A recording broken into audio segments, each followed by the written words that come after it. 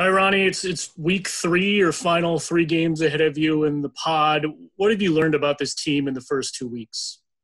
Yeah, every team goes through adversity through a season. For us, it happened right from game one, losing our goaltender and the next two games. But we regrouped as a team. We could either sit there and whine about our adversity or come together and learn to compete. And it's really paid off for us this week.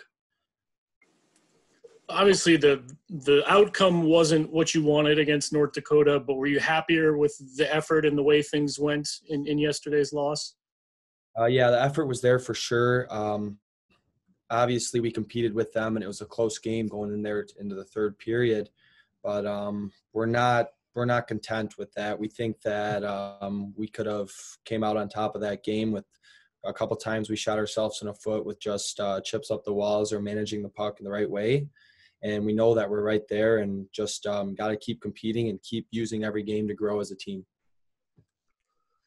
So your roles kind of flipped a little. Last year, you got paired up with Matthias Samuelsson, and he was kind of able to take you under his wing, and now you kind of have to do the same thing here with Aiden Fulp. How has that relationship developed over these first couple of weeks of the season and then throughout camp? Yeah, no, it's been great. I love playing with Aiden. He's a very good player, kind of similar to Matthias in their playing style standpoint. But it's been great. I've been with him since day one at training camp, and we've really learned to play with each other these last couple of games. We've learned a lot about each other as players, so it's going well. Go ahead, Luke. Yeah, Ronnie, you've had what, 3 assists in the last couple of games. What has been different for you? I would just say from a team standpoint, we started playing the right way. We came together after game three and had a big team meeting, and we knew we had all the willpower in the locker room and the right weapons and the right people and personnel in the locker room. But everyone started playing the right way, and good things started to happen for us. Those first, what, 3 games, first couple of games or second couple of games before your unbeaten streak, you gave up a lot of goals. How were you able to manage to keep the puck out of the net? Is that just Austin growing up in between the pipes, or what is that? It's a whole team thing. Austin's been great for us these last few games, and that giving us a chance to win every game that we're in. But just a whole from the forwards and down to the D, just all coming together as a team, knowing our responsibilities and really bearing down in the D zone. Ronnie, it looks like you changed a few things as far as your forecheck, and it's helping out in the back end. Can you talk about that?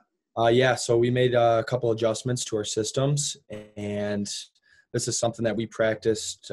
We practiced all different kind of systems in training camp so we could adjust if needed. And after that adjustment, teams really started to have trouble with our forecheck. So our forwards are doing a great job hunting the puck, and that allows our defensively us to be gapped up on them so we can get going north and play offense. I also see a lot of freedom for number 7 to jump down there by the goal line. How do you like that? Yeah, that's something I gotta watch. If it's there, then yeah, go ahead and join. But I gotta make sure we're taking care of the defensive side first.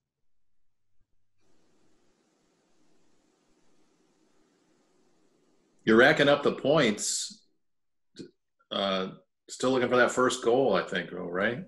Yep, still haven't put one in the back of the net, but hoping to pop one here soon. Just gotta keep shooting, keep doing the right things. So, what have you noticed? Go ahead, Robin. What have you noticed in this your second year as opposed to coming in last year as a freshman?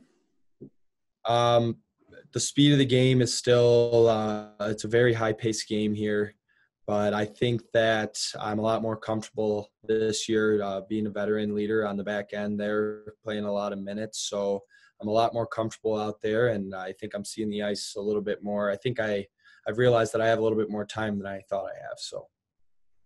And the power play is really moving the puck really well. I like the move of Ethan over to the left side. So he's shooting on his off wing because he's got a bomb. Yeah, no, Ethan can shoot the puck. So it's good to have him going. He's been a real weapon for our team these last few games. So it's been great. Our power play is something that as a team standpoint, we talked at the beginning of the year, that's something that it needs to improve if we want to win hockey games this year. And I think that Coach Firschweiler has done a great job at improving our power play. You're paired with Aiden Fulp, and he doesn't look like a rookie out there. He looks like he knows what he's doing. Yeah, Aiden's a very mature player. He came in right away and made an impact. So having him across from me on the blue line is it helps me a lot. Helps me out a lot and makes me more comfortable too. And just watching the other freshmen, Ronnie, they look a lot more comfortable after the first week of the season. They look like they're adjusting well and starting to catch up. Yep, no, they are. They're all doing great so far. We love the group that we have. They got their first couple games under their belt, and that's always kind of a tough transition into the NCHC. It's one of the best leagues in college hockey, is the best. So after they got those first 3 games under their belt, they started gripping their stick a little less tighter, and we talk to them and say, hey, listen, we can all make these plays. We can all do this. You guys all have the abilities to do this, and they've really stepped up here this last week. And I think that they're only going to continue to improve the rest of the season. You got Denver coming up, and they're a high-paced, up and down the ice kind of team. How do you defend against that? Yep, they're a very fast-paced team, and the best way to do that is to make them play a 200-foot game and be physical all over them all night. So we're ready. Well, Coach, obviously not the outcome you wanted last night, but in terms of performance, it was quite a bit better from the previous Sunday against North Dakota. Well, yeah, there was no comparison between the previous game against North Dakota. You're in the third period, Adam. It's 3-2, and we've been carrying the play and progress on the next shift to give up a goal about 26 seconds after we made it 3-2, which made it real tough at 4-2. I like to compete of our players. We made some individual mistakes on certain plays, and that's why I'm a little late coming on with you right now. We've been meeting with each of our players and our units together and kind of reviewing the game there last night. So a much better effort. But North Dakota's a tremendous team. They were missing a couple of their young defensemen who were at the World Junior Tournament, but I'm not sure that helped us because it just meant that they played their top 2 defensemen twice as much. So Kierstead and Docker were on the ice for about 36 minutes last night based on our numbers there. So they're a great team. They played real smart. They did what they had to do, and we just made some mistakes that you can't make against a team like that. You have Denver coming up, and they've kind of had their ups and downs throughout the pod so far. What have you seen out of them? Well, we've obviously seen everybody quite a bit here at the pod, so it's not like we're don't know have a lot of information on them. We'll show our players tonight, right after dinner, some clips on Denver and things that we need to do in the game tomorrow. But they're like most Denver teams, Adam. They're very skilled. They got a lot of pace and tempo to their game. They've made some defensive mistakes like we have there, but in our games. But they're a real good team. I've got some real mobile defensemen, and they're going to come at us hard tomorrow. So we're going to need to be at our best. Andy, Denver kind of got off to a similar start as the Broncos and dropped their first 3, but they picked it up here in the last week or so. Yeah, they lost their last game there to Duluth, but they're they're a team that's got good players, a lot of tradition in their program as well there too. So we're going to have to try to keep the puck on our sticks and out of their hands and manage it well and force them to play on their side of the red line because they've got so much pace and tempo up front that they can make life miserable for you if you're playing in your own zone. But we're excited to play them. We had a meeting today before practice. We went on the ice, and we're playing so many games right now. We had a 24-minute practice, went over some things that we have to do in the game tomorrow, and got our guys geared up and ready to play. We've looked at this pod here. The first game against St. Cloud, from our perspective, was very winnable. We're up 3-2 with 6 minutes to go. They tie it, and then score on a rather unfortunate play where we knocked the puck into our own net with 26 seconds left. We were horrible the next 2 games against Omaha and North Dakota, and then started playing what we would consider to be our brand of hockey against St. Cloud, and we're in a position to win, against Colorado College the first game. Ended up losing in a shootout. Then we had a real good game against St. Cloud team that had been undefeated here until they played us, and beat them 2-1, and came back and had a real strong performance against Colorado College again and beat them. And then the battle last night against North Dakota did not go the way we wanted. But certainly we're playing better hockey, and our young guys are gaining some valuable experience.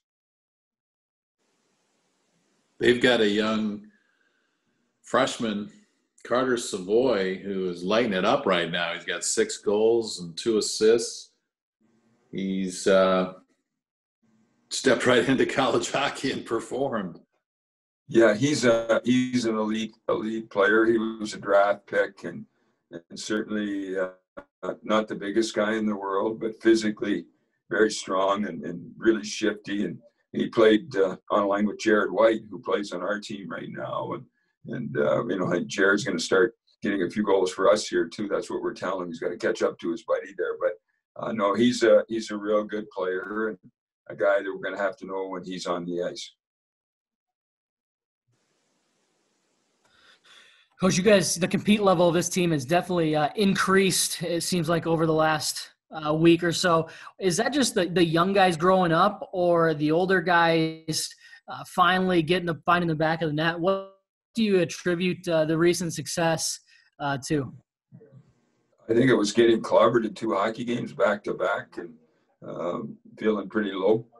You know, I think our guys realized that was not the way that we play hockey with our program, and there was a commitment to competing harder. That word compete has been the highlight word on everything we put on our boards or on our video messages or anything. We've been talking about compete a lot. So certainly our compete level's gone up. I would say it starts with your veteran players.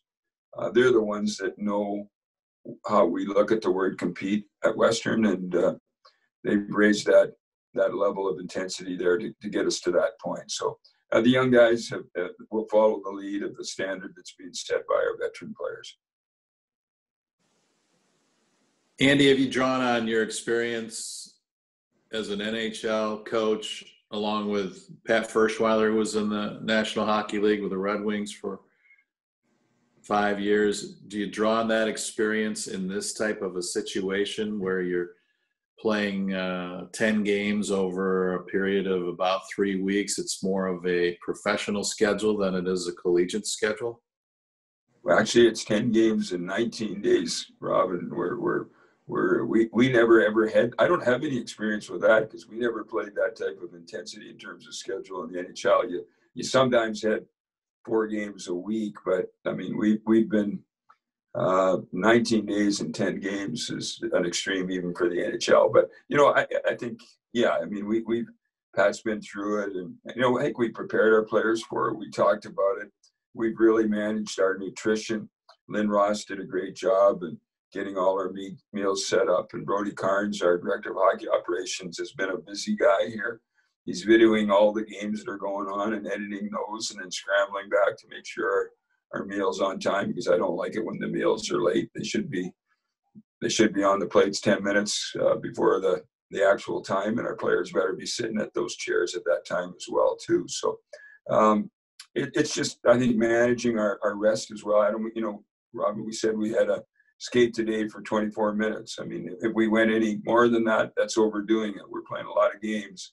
Practices are to get the kinks out.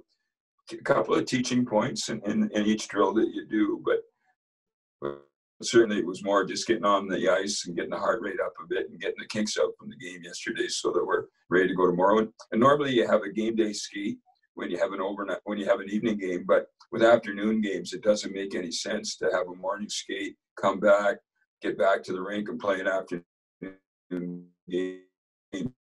So this would be the last skate we had before the game tomorrow.